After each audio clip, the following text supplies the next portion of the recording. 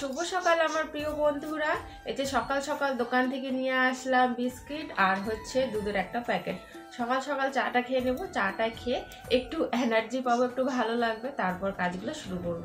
এখনো কিন্তু প্রীতম ওঠেনি। চাটা খেয়ে প্রীতমকে ডাক দেবো, কারণ প্রীতমের আজকে কর্মশিক্ষা পরীক্ষা আছে। তোমরা জানোই কালকে আর কি বলেছি আমি। তো যাই হোক, চলো চাটা আগে বানিয়ে খেয়ে নিই। এবারে রুটিনটা হচ্ছে পরীক্ষার একটু অন্যরকম, কেন জানি সবসময় দেখবে কর্মশিক্ষা ওই তোমার হচ্ছে আর্ট এইসব কিন্তু লাস্টেই হয় পরীক্ষা, তাই না? কিন্তু এইবারে দেখি অন্যরকম রুটিনটা হয়ে গেছে। কম্পিউটার, কর্মশিক্ষা আর হচ্ছে তোমার ব্যায়াম আর কি, এই তিনটে জিনিস আগে দিয়ে দিয়েছে। আর মেন যে পরীক্ষাগুলো আছে তোমার, সেগুলো আবার দেখি লাস্টে পড়েছে আর কি। মানে একবার আর কি উল্টো রকম একটু আর কি হয়ে গেছে এবারে আর কি। তো সেই জন্য আর কি ওই যে কর্মশিক্ষার জন্য একটা ফাইল বানাচ্ছিল ও। তবে এই ফাইলটা যে বানাচ্ছে সেখানে কিন্তু ওর মানে রাতের বেশিরভাগই সময়টা, যেটা সন্ধ্যার সময় ও বইটা পড়ে আর কি মেন আর কি, তো সেই সময়টা কিন্তু ওর নষ্ট হয়ে যায়। কিন্তু কিছু করার নেই, এই জিনিসটা তো বানাতেই হবে, কারণ যেহেতু স্কুলে দিতে হবে, তাই না? তো সেই জন্যে আর কি ওই পড়াটা অনেক রাতে পড়ে, ওই 9টা নাকি 9:30টার দিকে একটু পড়ে, আর সন্ধ্যার দিকে এই যে ফাইলটাই বানায় ও। কি করা যাবে এখন? যদি লাস্টে দিত এই কর্মশিক্ষা পরীক্ষাটা, তাহলে কিন্তু বেশ ভালো হতো, কারণ সব পরীক্ষা শেষ হয়ে যেত, আরামসে কিন্তু সব বাচ্চারা বানাতে পারতো, তাই না? কেন জানি এবারে উল্টো উল্টো আর কি দিয়ে দিয়েছে। তো যাই হোক, বাসনগুলো মাজার পর আমি এদিকে রান্নাঘরে চলে আসলাম, আর প্রীতম আর প্রীতি দেখি বাইরে ওইদিকে কি নিয়ে জানি গল্প করছে। আর প্রত্যেকবারে তো এরকমটাই হয়, তাই না বন্ধুরা? আমার সবসময় আর কি এই কথাটা আর কি আমি সবসময় আর কি বলি আর কি সবাইকে, যে যেই সময় আর কি বিয়ে হবে বা মেলা শাদি যেইবারে আর কি হয়, মানে যখন হয় যেই সময়টা ঠান্ডার সময়, তখন দেখবে তোমরা ফাইনাল পরীক্ষাও কিন্তু বাচ্চাদের চলে আসে, তাই না? মানে এইরকম আর কি অনেকবারই হয়েছে যে আমাদের নিজের আর কি আত্মীয় স্বজনের আর কি বিয়ে, কিন্তু সেই সময় দেখো ফাইনাল পরীক্ষা ছেলেমেয়ের। তো সেই জন্য আর কি অনেক সময় না বিয়েতে যাওয়াই হয় না, কি করা যাবে আর, কারণ পরীক্ষা ছেড়ে তো আর বিয়ে বাড়ি যাওয়া যায় না, তো না বিয়ে বাড়িটাই বাতিল হয়ে যায়। এমনটাই কেন জানি হয় আর কি। ফাইনাল পরীক্ষা যখন, তখনই মেলার সিজন থাকে, বিয়ের সিজন থাকে, তাই না?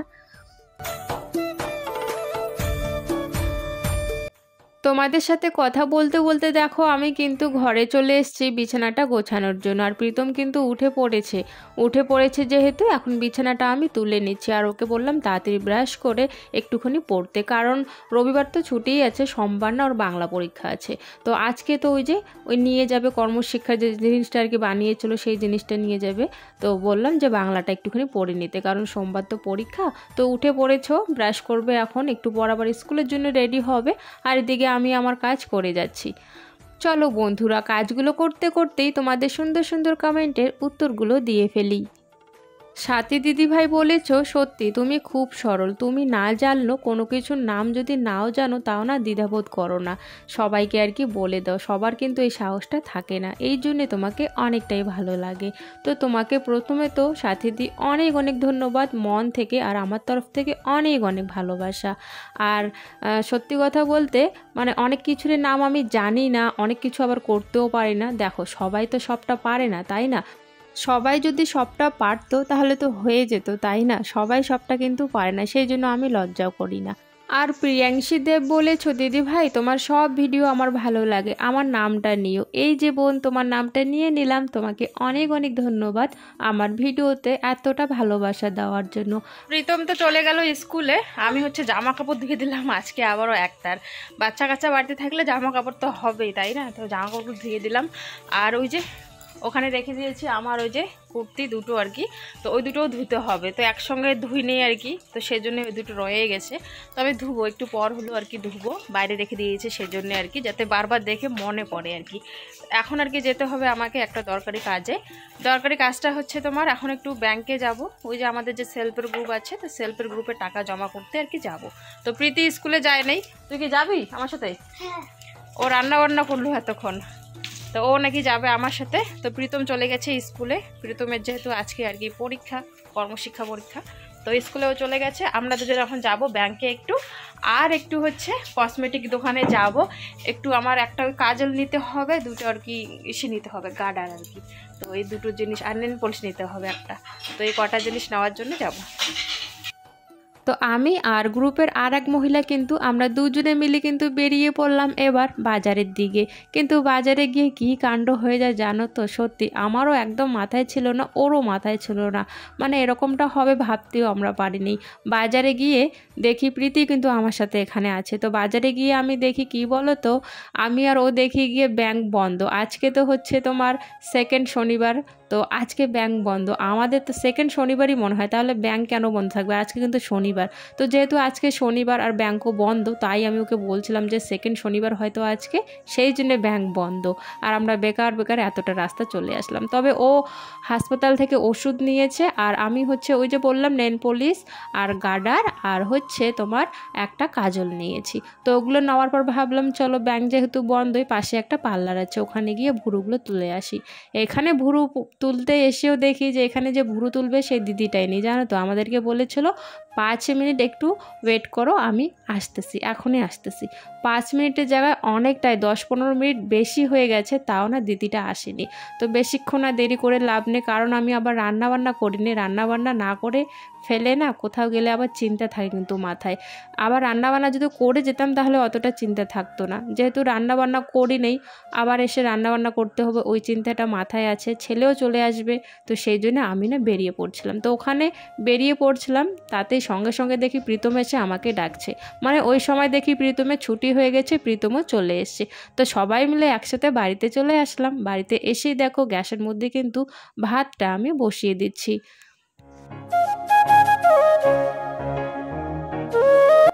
আর আমি না ওই যে তোমার পার্লারের না গেটটা খুলবো, তবে খোলার আগে প্রীতম ওখান থেকে চিল্লাচ্ছিল আমার জুতা দেখে, তবে আমাকেও দেখতে পারছিল না। বাইরের থেকে যেন গ্লাসটা কালো দেখা যায়, আর ভেতর থেকে আমরা সবে দেখতে পাই, তবে বাইরের থেকে কেউ আমাদেরকে দেখতে পারছিল না। জল গরম,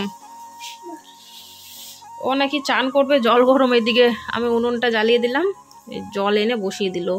হয়ে গেছে মা, এই জল ফুটছে একটু একটু, ওগুলো দিয়ে হবে। যা চান কর যা। কই বালতি কই? ওই যে আবার জ্বলছে, জ্বলছে যেহেতু থাক, তাহলে আর একটু গরম হোক।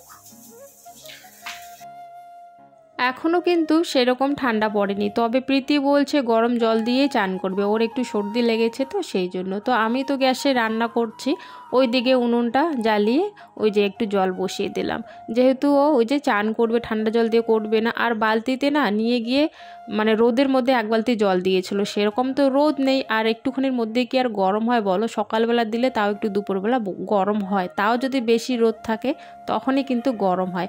তো সেরকম তো রোদ নেই, আর এখনই দিয়ে কি আর আধা ঘন্টার মধ্যে গরম হয়? তো সেই জন্য উনুনে আর কি জলটা ওকে গরম করে দিলাম। এইদিকে দেখো এখন আমি কি করছি বলো তো, এখন হচ্ছে 2টো শুকটি মাছ নিয়ে নিচ্ছি। শুকটি মাছগুলো না গ্যাসের মধ্যে পুড়বো, আর 2টো হচ্ছে লঙ্কা নিয়ে নেব, কাঁচা লঙ্কা। শুকনো লঙ্কা যেহেতু নেই, কাঁচা লঙ্কায় আর কি পুড়ে নেব গ্যাসে। শুকটি মাছগুলো পোড়ার পর কিন্তু ছোট ছোট টুকরো করে আমি সেই শুকটি মাছগুলো কিন্তু ভালো করে মেখে নেব। আর শুকনো লঙ্কা ছিলই না, শুকনো লঙ্কাটা থাকলে আরও একটু বেশ ভালো হতো, তবে শুকনো লঙ্কা যেহেতু ছিল না, কাঁচা লঙ্কা 2টো আমি পুড়িয়ে নিয়েছিলাম। আর এখন কিন্তু দেখো শুকটি মাছ 2টো ভালো করে পুড়িয়ে নিচ্ছি। আর শুকটি মাছ 2টো না মোটা ছিল বেশ, আর কতগুলো থাকে না একদম পাতলা পাতলা, সেগুলোতে মাংস থাকে না, জানো তো, সেগুলো খেতে অত ভালোও লাগে না। তবে এই যে শুকটি মাছগুলো এবারে যে প্রীতমের বাবা এনেছে বেশ বড় বড় ছিল আর মোটা মোটা ছিল, মানে খুব মাংস ছিল আর কি, বেশ ভালো ছিল শুকটি মাছগুলো।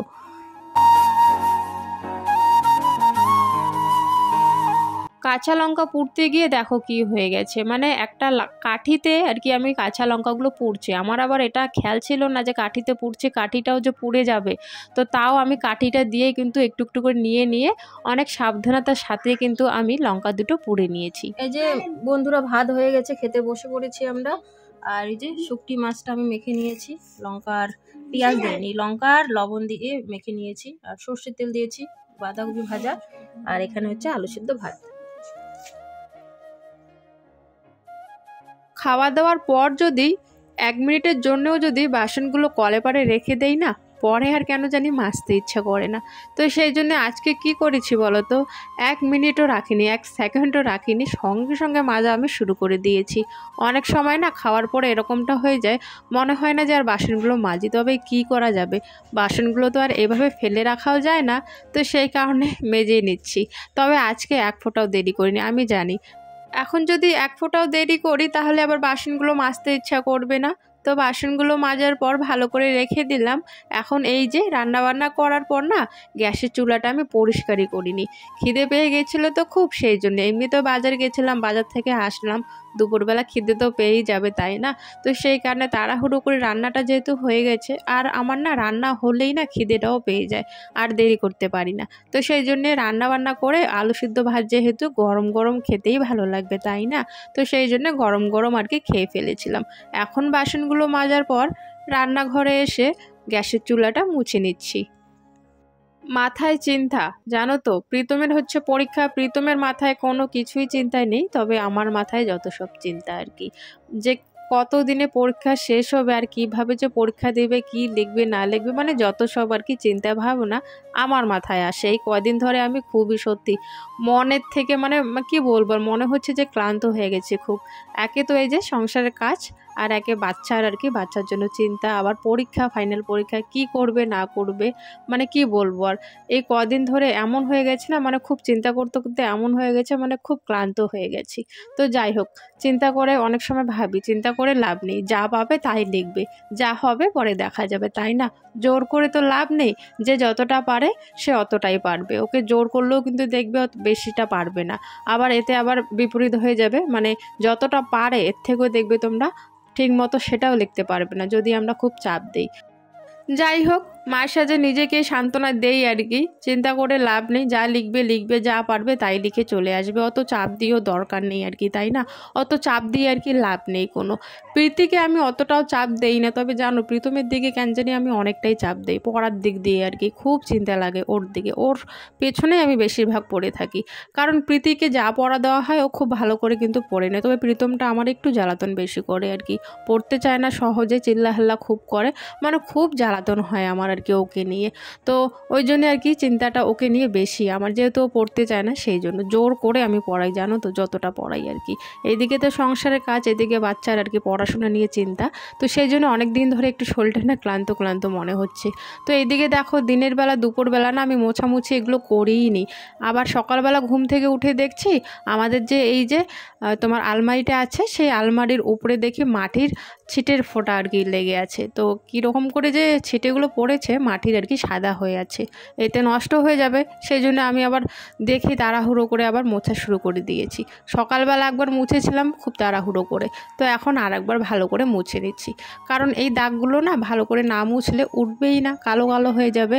আর আমাদের তো আলমারিটার কালার তোমরা দেখতেই পারছো কী রকম, একটু যদি দাগ হয় খুব ভালোভাবে স্পষ্টভাবে কিন্তু বোঝা যায়, তো সেই জন্য ভালো করে একটু আলমারিটা মুছতে হয়। এদিকে টেবিলটাও মুছে নিলাম একটু ভালো করে, তবে টেবিলের না সাইডে একটু দেখেছিলাম কালো কালো লেগেছিলো, উঠছিলোই না, জানি না কি, বাচ্চারা হয়তো কোনো কিছু লাগিয়েছে, তো সেজন্য একটু টেবিলটা মুছতে আমার একটু বেশি সময় লাগে ভালো করে মোছার জন্য। আর হ্যাঁ বন্ধুরা, তোমরা বলছিলে না টেবিলের কভার নিতে, তো আমাদের এখানে কিন্তু রাসমেলা শুরু হয়ে গেছে কোচবিহারে, তো যখন মেলা যাব একটা টেবিলে কভার নিয়ে আসবো।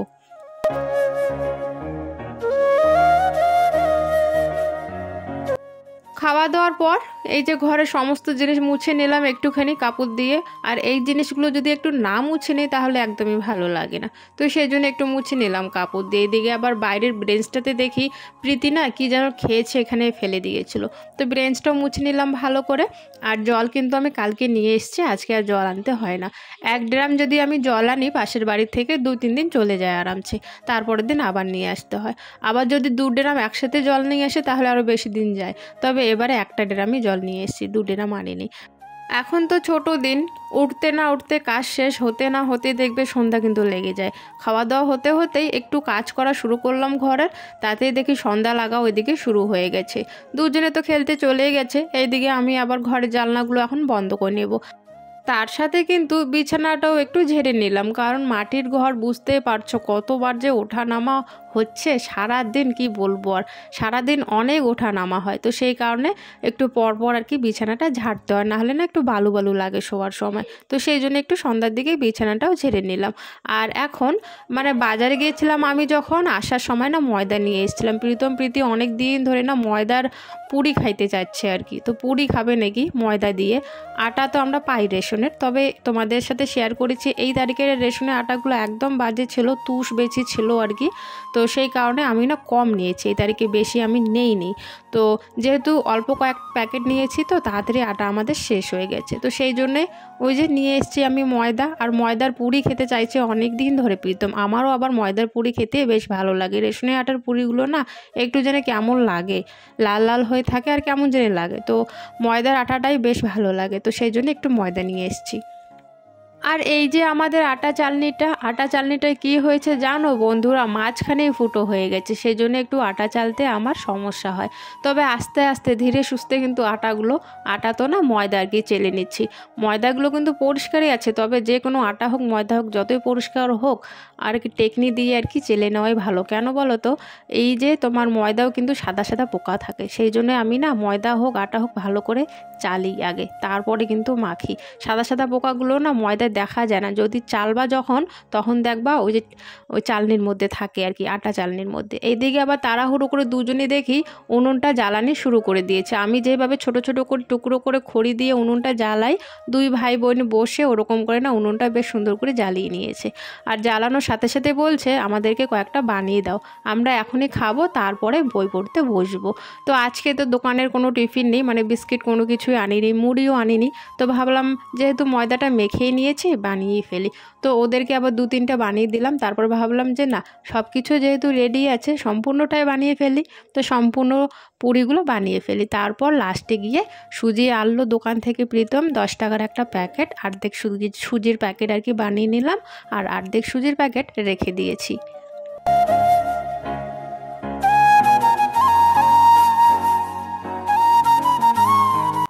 ময়দার পুরিগুলো কিন্তু বেশ ভালোই ফুলছিল, ভালোই লাগছিল। ময়দাগুলো ঠান্ডা হয়ে গেলে আবার ময়দার পুরি হোক রুটি হোক ছেঁড়াই যায় না। যখন ঠান্ডা হয়ে গেছিলো রাতে খাইতে একটু অসুবিধা হচ্ছিল, তবে গরম গরম কয়েকটা যখন খেয়েছিল দুজনে বেশ ভালোই ছিল, নরম ছিল, আমিও একটা খেয়েছিলাম। এইদিকে এখন খাওয়া দাওয়া যেহেতু হয়ে গেছে, প্রীতমকে নিয়ে বসে পড়লাম একটু বই পড়ানোর জন্য। তবে ও নিয়ে এসছে, ও একটু ওই যে দোলনাগুলো যে থাকে ওই দোলনা বানাচ্ছিল। তো আমি ওকে বললাম দোলনাটা পরে বানা, আগে একটু বই পড়ে নে। তো ওই যে দোলনাটা রেখে দিল, তারপর বইটা একটু পড়িয়ে নিলাম। আর এখন এই যে বসে পড়েছি খাওয়ার জন্য, পুরি আর হচ্ছে সুজি, এগুলোই হচ্ছে আমাদের রাতের খাবার। একটুখানি ভাত আছে তবে তরকারিটা নেই, সেই জন্য পুরি সবাই খেয়ে ফেলেছি। এখন খাওয়া দাওয়া শেষ, ঘুমিয়ে পড়বো, সেই জন্য গেটটা লাগিয়ে নিচ্ছি। আর ঘুমানোর আগে আমার ওষুধ আছে, ওষুধটা এখন খেয়ে নেব। আর এখানে ছেলে আমার আর কি ফোনটা ধরে আছে আর কি, একটু ভিডিও করে দিচ্ছে আমাকে, মশারির ওখানে বসে বসে। মশারির ভেতর থেকে করছিল, আমি বললাম মশারির বাইরে বের হ, তাহলেই ভালো দেখা যাবে, মশারির ভেতর থেকে ভালো দেখা যায় না।